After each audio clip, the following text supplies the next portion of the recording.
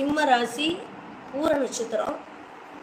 லக்னாதிபதி 7ல் சுக்கரனோட தான் சேர்ந்துருக்குது. ஒன்றும் வயிறுங்கிற இடத்துல சந்திரன் பூர நட்சத்திரத்தில் இருக்குதுங்க. அதாவது மக நட்சத்திரம் அப்படிங்கிறது வந்து பார்த்திங்கன்னா நம்ம செரிமான பிரச்சனை, அதாவது பெருங்குடலினுடைய மூல நட்சத்திரமும் மக நட்சத்திரமும் நம்மளுடைய பெருங்குடலினுடைய கனெக்டிவிட்டியை சொல்கிறது. இந்த பூராடம் இதெல்லாம் பார்த்தீங்கன்னா அதுக்குள்ள அந்த இறப்பையை சொல்கிற ஒரு விஷயம். அப்போ இறப்பை சம்மந்தப்பட்ட விஷயத்தில் சந்திரன் அமர்ந்து தசாபுத்தி நடத்திட்டு இருக்கார். ராகு திசையில் சந்திர புத்தி போயிட்டு இருக்கு. அப்போ என்னன்னா வயிறு பொறுமுன மாதிரி இருக்கிறது, வயிறு ஊதுறது, வயிறு வந்து அல்சர் ஆகிறது, உள்ள கடமுடான்னு ஒரு சவுண்டு கேட்கறது, பொசு பொசு பொசு பொசுன்னு சாப்பிட்லைனாலும் ஊதும், அதிகமாக சாப்பிட்டாலும் அப்படி ஒரு மாதிரி இட்டரை பிடிச்ச மாதிரி மூச்சு விட முடியாத மாதிரி இருக்கும். இந்த ப்ராப்ளம் இருக்கும்.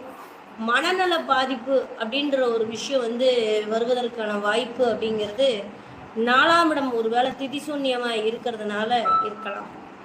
4ஆம் இடம் திதிசூன்யமாகி காலபுருஷனுக்கு 4ஆம் இடம் சொல்லக்கூடிய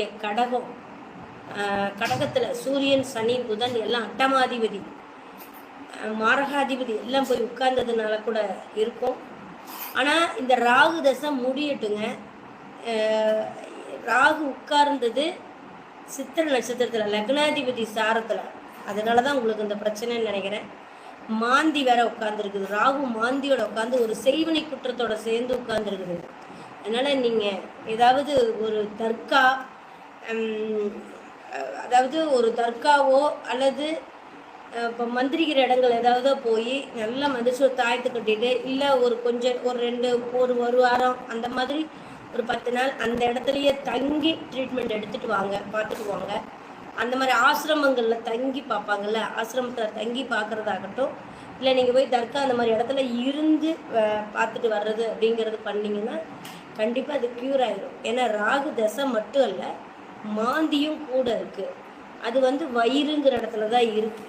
அப்போ வந்து அந்த செய்வனி குற்றத்தினுடைய ஆதிக்கம் அதிகமாகுது, வேறெல்லாம் ஒன்றும் இல்லை. தசாபுத்தி முடிஞ்சிருச்சுன்னா சரியாயிடும். குருதசை வந்தால் எல்லாம் சரியாயிடும். ஓகேங்களா? ஆனால் வயசு இப்போ 48 தான் ஆகுது. குரு யோகி. குருதசை வந்தால் எல்லாமே சரியாயிடும். இறப்பையை பார்த்துக்குங்க. இறப்பை வந்து சுத்தமாக இருக்கணும்.